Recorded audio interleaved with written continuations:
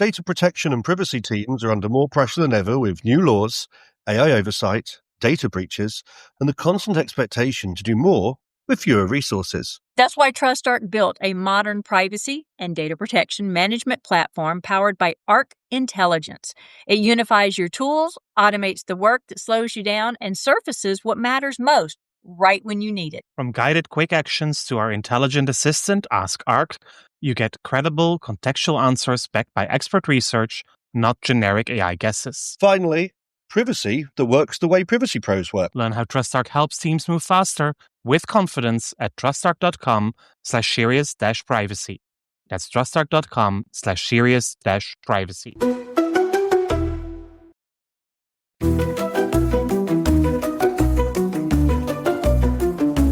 You're listening to the award-winning Serious Privacy podcast sponsored by TrustArc. Please welcome your hosts, Paul Breitbart, Ralph O'Brien, and Dr. Kay Royal. Hi, everyone. This will be another Week in Privacy episode because there is a lot to catch up on. We try to do a guest every other week, and that also means that some of the things that happen in the privacy community necessarily will not be discussed in those weeks, unless, of course, it's breaking news, then we try to do. So this week, we're going to get you up on things happening in Europe, the United States, and beyond. In any case, some guidelines from the EDPB, some interesting court cases from Spain, fines from Italy. Alabama is happening suddenly big and bold, and whatever we can find more. Sit down, relax, or walk your dog, or whatever you want to do, but stay focused, listen, and welcome. My name is Paul Breitbart. And I'm Kay Royal, and welcome to Serious Privacy. Ralph is out this week, so you'll have to do it with the original duo. The original duo. Oh, that's coming back with memories, isn't it? For five years? That's what you get when you're working on this for 7 years already, right? For 5 years, it was just us. Y'all had to put up with just me and Paul. We're sorry. But it is what it is. We're not sorry? We're not sorry. But we're also happy with Ralph, right? It brings an extra perspective. So before you know it, we'll also add an Asian perspective and make our recordings even more complex. Oh my gosh, wouldn't that be fun? Or Latin America one. We know some people in Latin America, some Australians, some Kiwis. Okay, so unexpected question. I've been wanting to use one of these for a while now. I'm going to go with this one. What fruit do you think would be the most disappointed by the name that we gave it? Wow. He loves me. Let's just say he loves me. The gooseberry. Oh, I like that. I wasn't even going. Odd. I like that. The gooseberry. You're probably right because it has absolutely nothing to do with goose or geese. Exactly. Not in color, not in size, not in shape, not in flavor. Nothing. No resemblance whatsoever. Now you're making me really think. I thought I had an answer, but now I don't have an answer. But now I'm wondering if I do have an answer. I'm going to go really legal and law school and say the tomato. Aha. Because the tomato is not a vegetable. It is a fruit. It was classified as a vegetable by the United States Supreme Court for export purposes. So the Supreme Court is wrong. So the Supreme Court is wrong. It is not a vegetable. It's a fruit. And I think the tomato, would be very disappointed by that. Not necessarily the name, which was the question, but yeah, I think it would be very by the classification. By the classification, right? So you could be named weird, but you could also be classified weird. I think that's the same with people, right? We could be named weird, or we could be classified weird. Exactly. I like it. What have we got for news? If this is a week or 2 weeks in privacy, what is top of mind in news? Top of mind is, for me, something that I saw from Spain, actually. It's a blog posted on the website of the Spanish Data Protection Agency.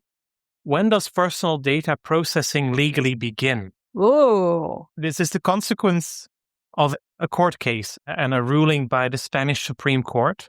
But we always know that this is a contentious issue between the United States and Europe. The United States processing begins as soon as you start doing something with the data. In Europe, under the GDPR, but also under the previous law, we always said processing starts the moment you start collecting the data. Yes, and I agree with that. The U.S. doesn't understand that doing nothing with data is still doing something with data. Exactly. This court case, however, further widens the definition of when you start processing personal data, because this is about the question. This is about an organization, a public administration that had asked one of their employees for data related to their health, and the individual was required to provide diagnosis and medical treatment to justify certain absences. So he needed to provide information, or they needed to provide information, and they refused. So the question, is this processing of personal data, yes or no? The request itself. Ooh. And in the end, the Spanish Supreme Court concluded that yes, also the intent to process personal data, and therefore requesting somebody to provide information, means that you have already determined a purpose, you have determined what data would be necessary, you have determined the legal basis. So that because of that, it would fall under the definition in Article 4 of an operation or set of operations carried out on personal data. And so the actual processing of personal data would already apply from the moment that you start determining the means of the processing as well as the legal basis. I'm not sure I agree with that. I know I'm a little bit more, what would you call it, either liberal or conservative in the U.S., that I don't agree with a lot of the when processing starts here. I do believe it starts on collection, but You look very confused. I am very confused because I'm like, we think a lot about data we want to collect, and we discuss whether we can collect it, and we put it through a DPIA, and we talk to our DPOs and our privacy officers and say, can we collect this? Is this legitimate? We want to collect it for this reason, but you can't collect it for that. Does that mean it's already started? It actually means that it would already be started. Also, if you look the other way around, that's also stated in the blog, the ruling expressly warns that a contrary interpretation would generate a situation of uncertainty incompatible with legal certainty and the guarantee of the fundamental right to data protection.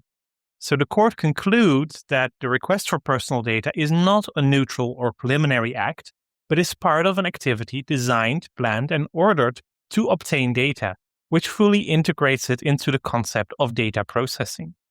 All right. I can follow the logic of the court. I'm done. Just, that's it, people. It has been a wonderful conversation. Bye, y'all. I am so confused now because based on what you said, I guess I can't really disagree with what the court said. But fundamentally, I disagree with what the court said. But logically, okay, people, I'm at a loss for words. He had to pull this one out right out of the hat. And I'm like, huh? You asked what was top of mind for me since I saw this morning. This has been top of mind because even though I can follow the logic, I had the same response like you did. Huh? Does this say what I think it says? I think it says what you think it says, but is it right? Is there chatter out there in our community about whether or not they're right or wrong? Is anybody talking about it? No, I haven't seen a lot of it, but the blog was released on April 28th. Okay, so it's kind of had a week or so. And only in Spanish, so it could be that people have just missed it. But my response was similar to yours. Huh? Is this what it says it is? Is this what it says on the tin? Yes, it is. And I followed the logic. The reverse, I could not argue why it wouldn't be this case, why the intent to collect and process personal data would not or should not be part of the idea of data processing. Also because it comes with criteria attached. You need to define the scope of the processing up front. You need to define your purpose. You need to define your legal basis. You may need to do your impact assessments all before you actually start the processing. So you need to give it a lot of thought. The only thing you don't have yet is the data, but the absence of the data. The absence of the data. Are you really about to say the absence of the data? Yeah. and justify something with that? Yeah, I think continue to be further discussed. Yeah, something. You know, I'm going to take a screenshot of our expressions for this one and post it to LinkedIn. Just saying. You know that, right? Because Yeah, it's good that I have a bad hair day then. good. I have a good hair day. I actually have my hair actually down from a ponytail or a bun because I just had to do not just had to do, but do a tabletop exercise with our company. And so since you're on with the board of directors and everything, I figured I better look pretty legit, brush the hair, put on some lipstick, things like that. Wow. You got to look good and sound good. So what's top of mind on your end of the ocean? I got nothing that ranks with that. I got nothing. I will say that Alabama passed its personal data protection law, and I'm always surprised. For some reason, to me, Mississippi and Alabama are basically the only states that in their entirety qualify as Deep South. There's the South, and then there's the Deep South. But Mississippi and Alabama are Deep South. And then you got parts of Louisiana, parts of Tennessee, parts of Georgia, parts of Florida, parts of these other states that are also within the definition of the Deep South. But they're not hillbilly, and they're not Appalachian. They're Deep South. So to me, the fact that Mississippi keeps trying year after year to pass a personal data privacy bill is significant. It's not all states try every year. Let's be honest, right? We call out the states that have a bill proposed because we're surprised. But then for Alabama to pass one, I think is notable. I need to look up if it was signed into law. Yes, it was signed into law on April 17th. That's what I thought. And it goes into effect in 2027? Yes, 1st of May 2027. So in 2 years. No, in 1 year's time. Yeah, that's just like next year, which is crazy, people. We're like almost to June, just saying, in 2026. This year is really flown by, and I haven't nearly gotten accomplished the stuff I needed to get accomplished. But to me, maybe it's not the only top of mind things. You still have the other things going on, like the settlements with Roblox, which again, Alabama had a settlement with Roblox. It's quite a bit of money, right? Quite a bit of money, which I thought was significant, right? Because these are the things that matter. But let's see what else I have. Yeah, let's see. Alabama settles with Roblox for $12.2 million and agrees to improve age assurance practices. So this was once again a minor protection case without sufficient protections, sufficient safeguards in there, especially for the chat function. And the fine is payable to the Attorney General Safe School Initiative Fund.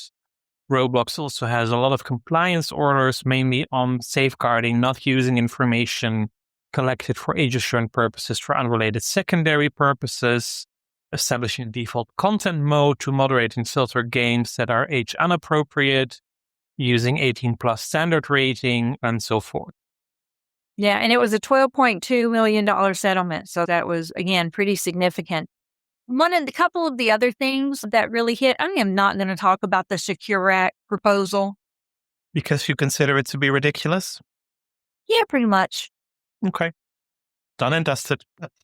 Yeah, there's a lot of people out there that are giving their play-by-play act on there. I think there's better scholars than me that have reviewed that, Dan Solov being one of them, which I should see him in a couple of days, which will be a few days ago by the time this comes out. And looking forward to seeing him for that. But there's been a lot of scholars out there that have examined this. I don't think I need to. I don't like it. But there is one thing that did hit me, the proposal, which I do want to look into, for the Children's Health Advancement Trust Boundaries and Oversight in Technology Act that has also been proposed. Okay, come again? Chatbot. Chatbots, okay. It's one of those backronyms, right? The Children's Health Advancement Trust Boundaries and Oversight in Technology Act.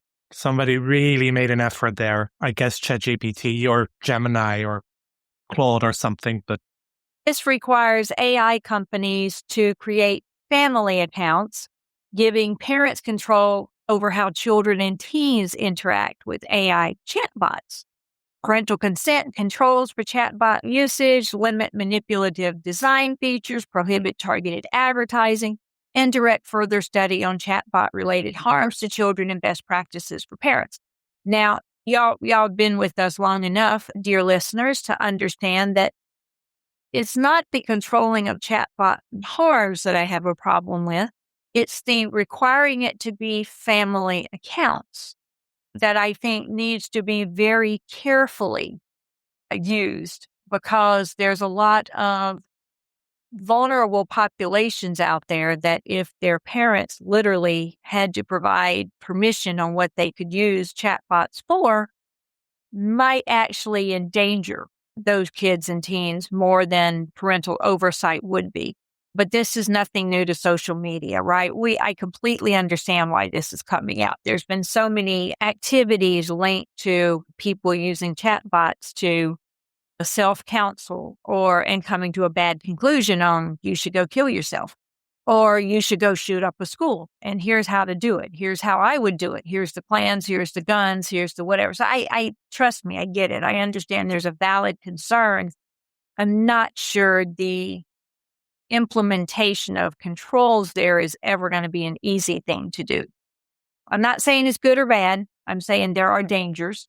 And it needs to be very carefully thought out and implemented, because I would really hate to correct something that is only bad in a small percentage of cases, but is really good in a large percentage of cases, right? So I just think there needs to be a lot more thought and effort put into it, and bringing in the right experts to provide testimony on it, to say what are the harms, what are the risks, what are the benefits, things like that. So I'm just not sure we're at that point where we know all of that yet to be able to dictate a law on it. And as you and I have discussed, we know that the laws out there are not necessarily aligned with the technology growth and spurts. And so it's really hard to try to fit new technology into old laws. We get it, especially in the absence of a federal privacy or data protection law. So I get it. When something bad happens is when the lawmakers try to push through significant laws to address that something bad. And sometimes we get it right and sometimes we get it wrong. We'll see where this law will go. Yeah, we'll watch it. We'll see where it is. But hey, Connecticut passed a data broker law. The thing I'm still struggling with in the US is all these mini laws, and it's all so dispersed and inconsistent. And getting more. Yeah, I think by now there are 700, 800, 900 different privacy laws only focused on core privacy and core data protection issues across the US. It's crazy. How do you ensure that, especially as an SME, as a small and mid-sized entity, how do you ensure that you are able to demonstrate compliance and look at all these thresholds? And when do they apply? Do they apply to me? In what situations do they apply to me? What is so hard about creating just one rule law that applies to everything, like a US GDPR? Maybe we need to do a backronym for RING, RING, so we could have one ring to rule them all. Yeah. I don't think Paul likes my sense of humor sometimes. Oh, no. My mind is just... No, it's true. I really can't follow the logic, also not of the legislators, why the small success of having a law on the books, yet another law that takes care of this tiny little thing, why that would be preferable above having a good debate about a broad law that applies to everything at the same time. Exactly. No, I'm with you. And y'all heard our frustrations with lawmakers or trying to get them is mainly because of the lack of education of what privacy and data protection is, and cybersecurity and bad people and threat actors and all of this, and trying to get them to understand the significance of understanding these types of issues when they're changing out every 2 years. Mm-hmm. You get one class educated and then bam, you have a whole new class in. So it's really frustrating to be able to get the knowledge passed across on a federal level. And so I guess they're tackling it on a local level. Think about the laws against using live body cam footage for lawmakers, or not lawmakers, law enforcement. And those are on a city basis, not even a state. Those are on a city basis. Yeah, this is a week of blow my mind. Yeah. The next one that blows our mind. Not sure whether it's going to blow our mind, but the European Data Protection Board has actually issued an opinion on, or guidelines on, the processing of personal data for scientific research purposes. So they have also further defined what scientific research actually means, also to ensure that not everyone and their mother or every single company can claim, oh no, but we do this for scientific research without actually having any scientific approach. So they have 6 key indicative factors that should be considered. The research should be methodical and systematic. There needs to be adherence to an ethical standard. It needs to be verifiable and transparent. The organization or the researchers need to have autonomy and independence. There need to be clear objectives of the research, and there needs to be potential to contribute to existing scientific knowledge or apply existing knowledge in a novel way. Only if all of these 6 factors are met, then you can rely upon the scientific research legal basis in the GDPR, which will also allow you to rely upon a broad consent where not everything needs to be specified up front. So where organizations thought they could get away with a broad consent by claiming just that they have scientific research, those days are pretty much over now. And of course, this also has some effect on the individual rights, especially the rights to erasure, object, withdrawal of consent, because that is also then to be seen in light of the scientific research. For example, if I understand correctly, you can say, I no longer want my data to be part of the research, but that would not have retroactive effect. Because typically you can't, once things are already published and relied on, if you were to remove the data from that, you would jeopardize the findings, right? You just can't. I did find this one interesting. In Italy, that the Garant issued a notice to hospital industries clarifying that hotels, B&Bs, bed and breakfasts, and guest houses are prohibited from retaining copies of guest identity documents beyond the time strictly necessary to transmit the required data. The municipality or law enforcement. Yeah, for public security. Apparently, been going on because landlords are taking pictures with their smartphones and it just goes in their forever data storage. There is a bit of context to be had there, Kay, because this is actually a requirement that comes out of the Schengen Code, as we have a single travel area within the European Union, so no internal borders.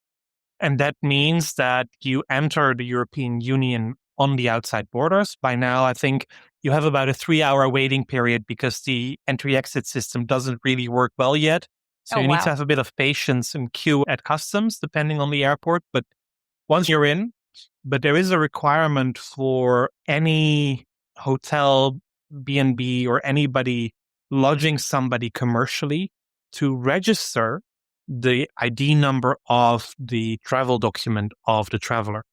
Is registering the number, not making a copy, not taking a picture. Right. It's just registering the number.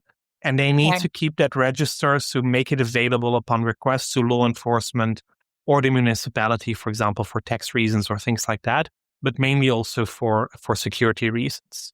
But it's actually only the requirement is to document the number. Then that means they really need to stop retaining the information. Try having that conversation with somebody at hotel reception when you arrive late in a hotel, you want to go to bed. The night watch who checks you in has no idea what the law says. He only has instructions from management saying you need to make a photocopy. Right. So even getting the copy back and putting your name or purpose or something on it and blackening out any things that should not be there is already a challenge. Yeah. My point was you shouldn't have to issue guidance on that, but I guess you have to. Yeah, also because the law is misunderstood. Yeah, you need someone to say what it is. So another one, and then I want to get out of Europe and the U.S. because I think we have some things, pretty sexy things going on outside. But this one also got me, was the University of Edinburgh. How do you say that? Edinburgh? Edinburgh. Ah, okay. I was not near that. Found many hackers in the Crime BB forum have expressed their struggles to navigate AI tools to conduct cyber attacks, noting that AI security tools made systems hard to bypass. That's good. I like that. That is good. I know you want to get out of Europe, but there is one thing that I do need to mention. One more, and that is a fine of 12.5 million euros, again from the Italian Garante, to the Italian Postal Service and Postal Bank, because their apps are non-compliant. They claim security and anti-fraud technology, but the app basically requires access to all the other apps on a mobile phone, or at least understanding what apps are on the phone, so that would help to spot any criminals. There was no freely given consent. There was insufficient transparency, no data minimization, and also the DPIA that was conducted was inadequate. So the Garante got a little angry and said, no, you're going to pay a fine and change your practices. Yeah, I like that. The Korea Internet and Security Agency signed a memorandum of understanding with Hyundai and Kia to strengthen cybersecurity and information protection across the automotive industry supply chain. That's interesting. I think that's cool. Given all the fines we've had for cars and Internet of Things, I think that's cool. But similarly, Vietnam, the Ministry of Public Security, seeks comments on its draft circular concerning the national technical standards on vehicle tracking devices and driver image recording devices. That ended like a few days ago for the consultation period, but there are still some things you can speak out to, I believe, in various things. California has a call for comments out for something that ends, I think, next week. And then there's another one that ends June 1st for AI. I think it's Portugal's AI draft seeking comments on it. And that ends June 1st. But we do have some in Latin America, which I love as well. Another consultation from the Superintendency of Industry and Commerce on updating the standards for personal data protection. It targets emerging challenges by AI and the protection of children in digital environments. If there's a theme we've heard for this year, it's been children. Yes, definitely. I think that would be one of the core topics for 2026 for sure. When we look at Africa, Kenya is pretty active with a number of consultations, all open until the 15th of May. So when you hear this episode, you can still quickly respond. One of them on cross-border transfer rules. And the Kenyan Data Protection Authority is explaining what rules apply when data needs to move across borders. So that would include adequacy decisions made by the Data Protection Commission. Could also be that the recipient has ratified the Malabo Convention, the African Union Convention on Cybersecurity and Personal Data Protection. Nice. There is a reciprocal data protection agreement with Kenya in place. BCRs are recognized, and there are some exceptions under explicit consent or necessity of a contract. But the guidelines also spell out all the further requirements specifically for cross-border data transfers. Also in Kenya, they are consulting on how to develop data protection policies within an organization and how to appoint DPOs within an organization. So data protection policies, that document will outline the essential elements of what the policy should look like, offering step-by-step instructions for data controllers, also sharing best practices. And basically the same is done for the appointment of a DPO in an organization. And for all three of those documents, comments are welcome until mid-May. I think that's a pretty big step. These are three vast topics that they release at the same time. So kudos to the Kenyan DPA for that. Yeah, and I love that we're starting to see a lot more enforcement actions come out in Africa and Latin America. I don't like seeing a lot of enforcement actions come out of Asia because they tend to have very strict things that really worries companies about whether or not they can even comply with it without being able to issue any fines or do anything on enforcement to what the government does. And the government tends to be a bad actor in many cases there. But that's about it for me. Australia did issue issue guidelines on, hold on, I had that right here. Where did I go with it? A checklist on AI. Oh, no. a checklist on accepting complaints and how you respond to complaints to make sure that if you get complaints from someone that you are responding to those appropriately. So I'll have to clean up the language on that one, but there you go. Yeah. And one more is that we want to give a shout out to EuroPrivacy because they have managed to get the very first European privacy seal approved. Yes. Which makes their certification scheme, which is a business to consumer certification scheme, also enabled as a data transfer mechanism. So 10 years after GDPR went into effect, we actually have the very first certification mechanism. I think you meant since 10 years since it was passed. No, I also meant since it was into effect because that was the 27th of... Oh, no. No, you are right. But yeah, it went into effect. It just didn't go into enforcement. Yes. Okay. Yep. Sorry. I got to turn my brain on today. I think my brain is still blown by the first news story. Yeah. Well, I guess we then have to leave it at that so that our brains and those of our listeners can slowly settle again. I need time to recover, right? We should put a warning at the beginning of this episode. It's not explicit. What do they call it? It's not... Is it explicit? We have to mark whether or not the content is explicit or not. Is that right? Yeah, that's explicit. But this is not explicit. This is just mind-boggling. This is not explicit. Yeah, it's just mind-numbing. Exactly. And there is no tag for that in any of the podcast apps yet. Brain blown. I think that should be tagged. So that's it for this week. Next week, we'll have another very fun guest. Yes. So I'm looking forward to that one. Until next week. That's going to be fun. Goodbye. Bye, y'all. Now that was Serious Privacy. Please subscribe on your favorite podcast app and leave us a review. You can find us on LinkedIn, Instagram, and Blue Sky as Serious Privacy. Feel free to drop us a question or a comment. We'd love to hear from you.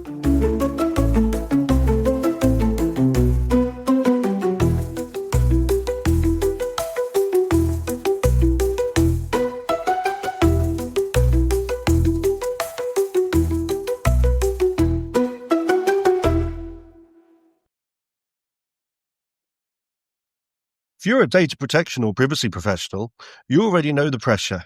Non-stop regulatory change, AI oversight, internal demands, and the expectation to somehow stay ahead of it all. And the old patchwork of tools just isn't cutting it anymore. No. That's why TrustArc created a modern privacy management platform powered by Arc Intelligence. The TrustArc platform brings your workflows, evidence, research, tasks, and applications all together in one unified and intelligent workspace so you don't waste time digging, clicking, or context switching. With Ask Arc, your privacy assistant, you can ask plain language questions about laws, jurisdictions, or even your own program data and get credible, cited answers based on Nimity research and more than 1,000 global laws. It's explainable, transparent, and purpose-built for data protection and privacy. So if you need to add a vendor, create a cookie banner, or start an assessment, quick actions take formally complex tasks, turn them into bite-sized guided workflows to save you time. It's a platform that thinks like you, works like you, and helps you move faster with confidence, whether you're a seasoned DPO or you're just getting started. See how modern privacy gets done. Explore Arc at trustarc.com/serious-privacy. That's trustarc.com/serious-privacy.